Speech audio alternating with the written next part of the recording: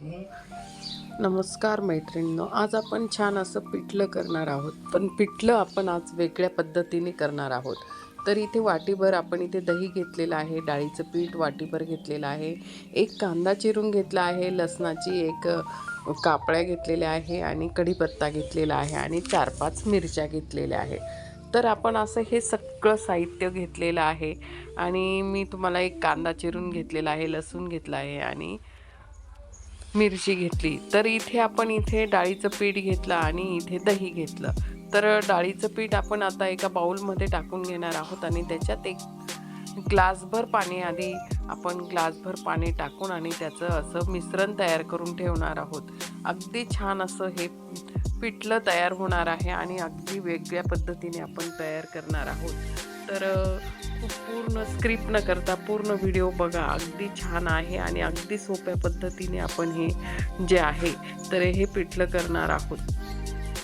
तर इथे आपण एक ग्लास पाणी टाकून आणि इथे डाळीचं पीठ असं भिजवून ठेवलं आहे. मी आधी सुरुवातीला अर्धा ग्लास टाकलं, नंतर परत अर्धा ग्लास टाकून आणि हे एका बाउलमध्ये हे पीठ. त्याच्यानंतर इथे आपण हळद टाकलेली आहे.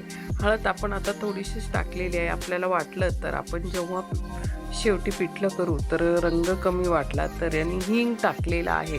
याच्यात थोडासा अर्धा चमचा हिंग टाकलेला आहे आणि हे मिश्रण असं छान असं हे मिश्रण तयार करून बाजूला ठेवून देऊ आपण. जोपर्यंत आपला कांदा परतवत नाही तोपर्यंत आपण हे मिश्रण बाजूला करून ठेवणार आहोत.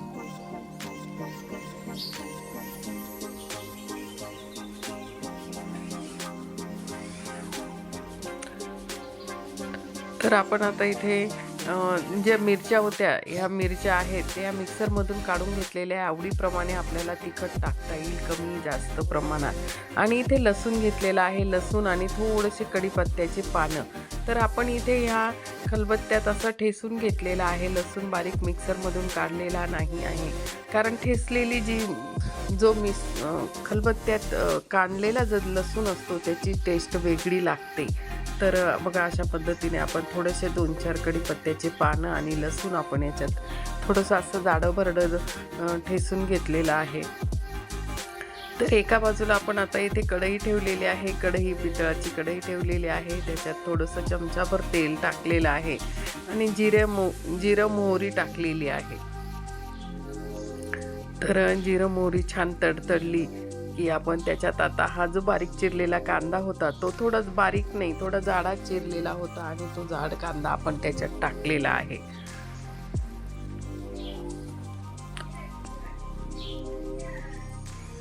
कांदा थोडा हे झाल्यानंतर आपण त्याच्यामध्ये थोडं जे आपण मिरचीचं जे मिक्सरमधून काढून ठेवलेलं होतं ती मिरची टाकलेली आहे.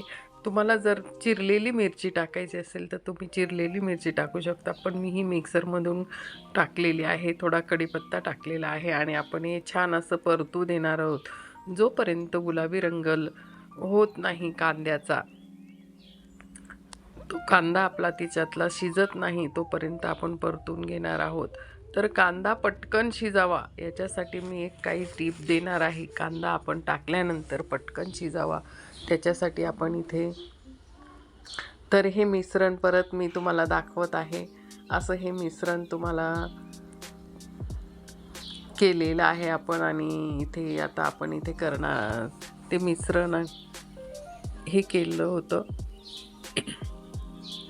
त्याच्यानंतर आता आपण इथे कांदा परतलेला आहे. थोडासा लसूण आता आपण इथे जो काढलेला लसूण होता तो परत त्याच्यात टाकून घेतलेला आहे आणि कांदा अजून आपण गुलाबी रंगापर्यंत परतू देणार आहोत. कांदा परतण्यासाठी मी तुम्हाला सांगते, कांदा पटकन शिजावा याच्यासाठी आपण थोडंसं मीठ घालून घ्यायचं आहे, म्हणजे तो कांदा जो आहे तो पटकन शिजून जातो.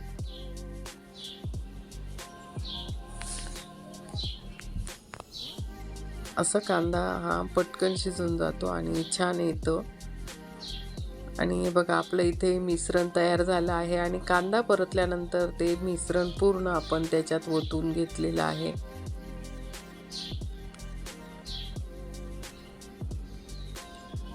ते मिश्रण 5 मिनटं त्याच्यात कढईमध्ये आपण इथे छान असं हे टाकून घेतलेलं आहे डाळीचं पिठाचं आणि आपण इकडे दही घेतलेलं आहे. तर त्याच वाटीत आपण इथे दही थोडंसं फेटून घेणार आहोत. अशा पद्धतीने थोडंसं फेटल्यानंतर आपण त्या मिश्रणामध्ये दहीसुद्धा टाकलेलं आहे. बघा अशा पद्धतीने आणि आपण एकजीव करून घेणार आहोत. ते छान असं पळीने हलवून घेणार आहोत जोपर्यंत आपलं हे पिठलं शिजत नाही. जोपर्यंत बघा असे साईडने बुडबुडे निघायला लागलेले आहे. आपल्याला जर वाटलं तर कलर कमी आलेला आहे तर मी तुम्हाला म्हटलीच की हळद अजून आपण टाकू शकतो. तर हे असं पण परत आपण अर्धा चमचा एक हळद टाकलेली आहे आणि छान असं हे पिठलं छान असं अगदी झटकन होणारं, अगदी झटपट होणारं आपल्याला जर काही वेगळं खायचं असेल आणि अशा पद्धतीचं दही पिठलं खूप सुंदर लागतं.